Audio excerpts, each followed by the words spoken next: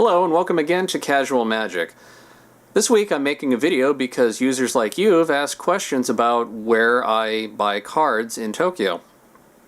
And I've been around Japan quite a bit, well over 10 years, lived there for a couple of years. Really, Tokyo has, I would say, definitely a thriving Magic community. There are quite a few stores all over the place, and I'm going to give you my recommendations for, at least in my opinion, the top 3 stores. After I give you those opinions, I'll also let you know one of my personal favorites that's outside of Tokyo. At least to start off, number 3, I would say Mint Shibuya. Mint is a small card shop. They do have a few different locations. But the one in Shibuya is special because it has a bar. It's awesome. I mean, when I started playing Magic in Japan, just basically casually with a friend, it was a card game. It was just a game. It's like guys just hanging out and playing poker. It was the same thing. Just we're going to get some food, we're going to get some beer, and we're going to play cards. And the conversation is the main part, and the game is completely secondary. It was great, and I really think that Mint Shibuya kind of captures that spirit, where it should be a casual environment and a casual game to be enjoyed over a couple drinks. It's an absolutely beautiful place. It's relatively small, but if you happen to be in Tokyo, at least to see it, it's great. It's a good little store, and just it's unique. I'll absolutely love it. Number 2, I'll say, is Yellow Submarine Shinjuku. It's one that I frequent quite a bit. It is not nearly as flashy as some of the other stores. A lot of their stock is kept behind, so you'll have to look through lists and pick out specific cards that you want. But they do have some nice display cases in there with some older classic products that are pretty fun to look at. It's relatively easy to get to on the west side of the station, so it's not really having too much work to get there if you're in the neighborhood of Shinjuku.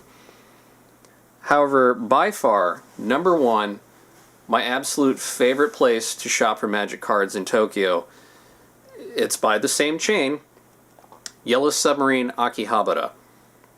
It is amazing. It's a little hard to get to. You have to leave the station, go east of there, and it's actually somewhat hidden. You don't necessarily notice it. They do have a sign outside that's on the side of the building, but you don't see it from the corner because there's another giant sign in front of it. So actually, the first time I was looking for it, I must have walked by it 3 or 4 times back and forth, and my GPS said I'm here and I couldn't find it. You actually have to get to that address, go inside, take an elevator up to the 7th floor, and there you go. And if you want, you can go to the 8th floor, and that's a completely RPG floor with books, miniatures, everything else. But the Magic floor, it's absolutely amazing. Not only do they have a good play area, but their selection of cards of revised through everything current is amazing. This is a picture that I took just trying to get a panoramic view of the wall of all of the classic cards of pretty much everything that's out of rotation, but anything that would be legacy. It's phenomenal, and that's not even everything that they have. It's an absolutely wonderful store. The prices, they vary. Some are kind of expensive, some are a little less expensive, but still pretty good. One other store that I'll just mention, it's good to go to, but I wouldn't say it's necessarily that fun. Hallelujah. It's a store owned by former Magic champion Saito. It's a great store. Their selection is awesome, and they used to have big long deck boxes where you could go through, pull out cards, waste a day, and it was really fun. But they've really made it a lot more streamlined now, so they do have a couple cabinets that they're redoing, but really It's basically just walking in, sitting down at a computer, seeing what they have in stock, ordering the cards that you want, and going up to the counter, picking them up, and buying them. So if you want to get a card in Tokyo, Hararuya will definitely have it. They seem to have the best selection. But is it necessarily the most fun store to go to? Not so much. It's not really a store that you can go and browse. If you're definitely looking to just go and buy a card, it's probably your best choice. But if I really want to just go and browse and reminisce over old cards and going, oh, I remember that one, oh, I played with that one, oh, my friend kicked my ass with that one, then definitely my favorite one to go to is Yellow Submarine Akihabara. So, that being said, I also want to make one quick point. I used to shop for cards out where I used to live, somewhat close to Fuji, with a view somewhat like this. And there really wasn't that much of a thriving Magic community out there. It was played somewhat. There were a couple of stores, and it just really wasn't necessarily, I guess, taking off that much at that point. It was still around the time of Kamigawa. Ravnica hadn't come out yet.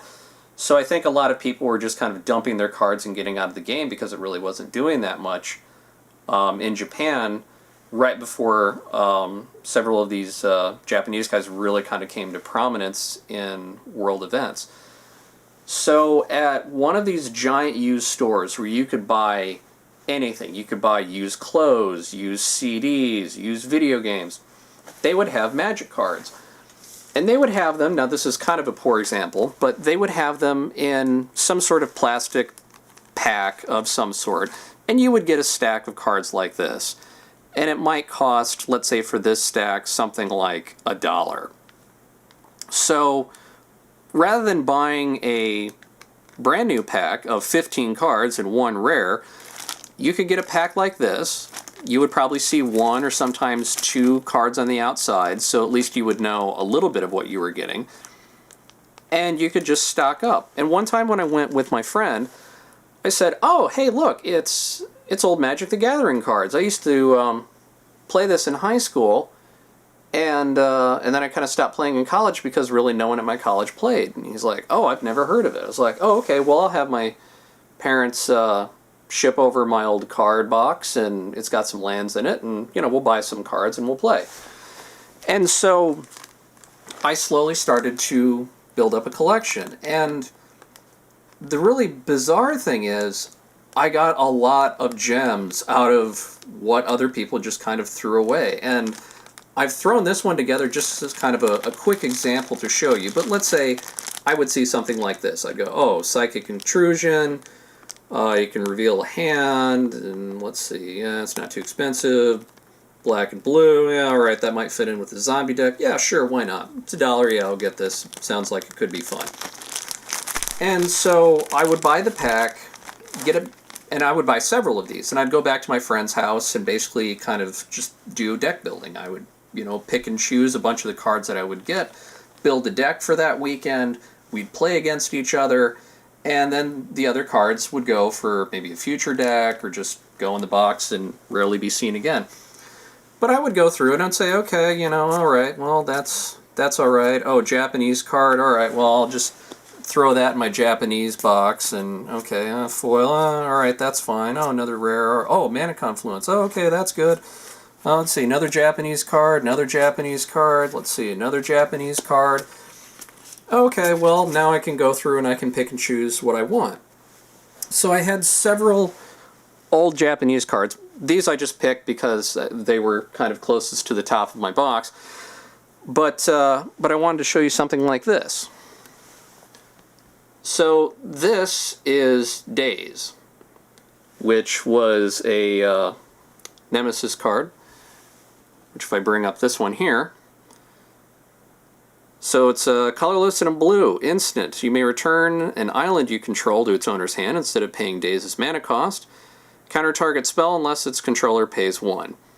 So the thing that makes this really special is if you already have a land out there, even if it's tapped, you can be completely tapped out and you can just go, oh, okay, well, I'll pull this land back in my hand and boom, I'm going to counter your spell unless you pay one more, ha ha ha.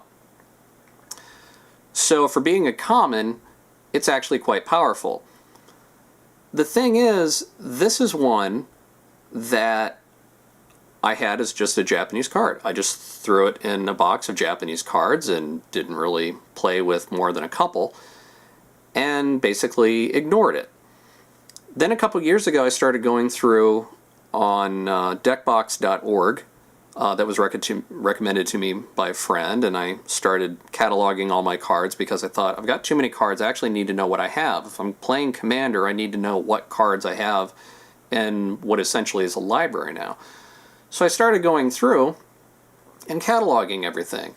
And at some point I've got days, and this might work out to be a $2 or $3 card, and I'm going along and eventually I get to the Japanese box and suddenly this thing is coming up saying it's worth $100. Why? Well, as it turns out, this kind of gets into what's in demand and kind of what the local meta is, where in Japan, if I go back to that same Hallelujah store and I want to buy this card in near mint condition, it's going to cost, as of the making of this video, 26,000 yen, which is well over $200. Yet, this plain English one, non-foil English version, you can buy in the US for $2 or $3. So, this suddenly becomes expensive due to supply and demand. In Japan, this is a high demand card for, I guess, probably serious collectors as far as the price is concerned. Yet, more or less 10, 12 years ago, this was junk that was just being more or less thrown away, that these people were selling at bulk prices to this used store that my friend and I were just basically going through and buying up probably half of what they had every time that we would go there and started putting them together into a collection. So there were actually quite a few old gems like this, I even feel bad about touching it with my thumbs, that I picked up in Japan years ago. So you would actually be really surprised to find really, really great values in Japan. Every once in a while there's a card in Japan that you'll see that is horrifically expensive. There are other times that you'll see these cards and they're insanely cheap. Again, it just is the local meta there, and it's not necessarily the same as when you're shopping in the US or somewhere else in the world. So when you go to Japan, I would say keep in mind the cards that you want, keep in mind the prices that you could buy them for locally. And then when shopping in Japan, see what the prices are there, because actually some of them will be different and some of them will be wildly different.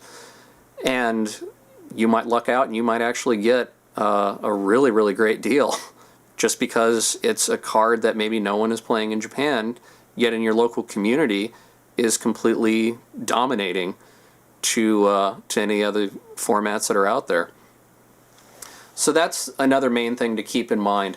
It's not only the stores in Japan, but it's also trying to look for the good deals while in Japan, because it is a completely different market. And again, if you're really, really lucky, you might be able to pick up something like this that is basically junk today, but a treasure tomorrow. One other sad note, the big store that we used to buy these from, they actually have almost no Magic cards anymore. You can find other stuff, you can find Yu-Gi-Oh!, you can find Pokemon, you can find some other trading card games that I don't even know what they are anymore. But as far as Magic the Gathering, no one really sells them anymore now. Now they finally have a healthy Magic community. They have other stores now, little local card shops, where they can have their own display cabinets with Moxes and other high value cards. So in a way, it's good for the Magic community there to have these stores where they can buy cards, where they can play, and in a way, I'm happy for that, but on the other hand, I'm really sad that basically all of the junk diving, or dumpster diving more or less, that I got to do years ago with buying what were other people's leftovers, that a lot of those opportunities to get diamonds in the rough just don't exist anymore. So I guess in Japanese it'd be natsukashi. You know, it's something that I kind of reminisce about because it's a bygone era. So I just thought I might tell you a little story about that too. But again, when in Tokyo, there are a lot of different magic stores. You can Google them, you can look them up ahead online, and even when you're in Japan, you can use the Magic Event Finder to look for local magic shops in your area based on your GPS location. So that's another option too. So when in Japan, look for magic cards. There's a lot out there. Some of them are at a great price, and if you're lucky, you might find something that ends up being worth more than you could ever imagine for a piece of cardboard. So, best of luck with all of your shopping, and until next time, good luck. 10, 12 years ago, this was junk.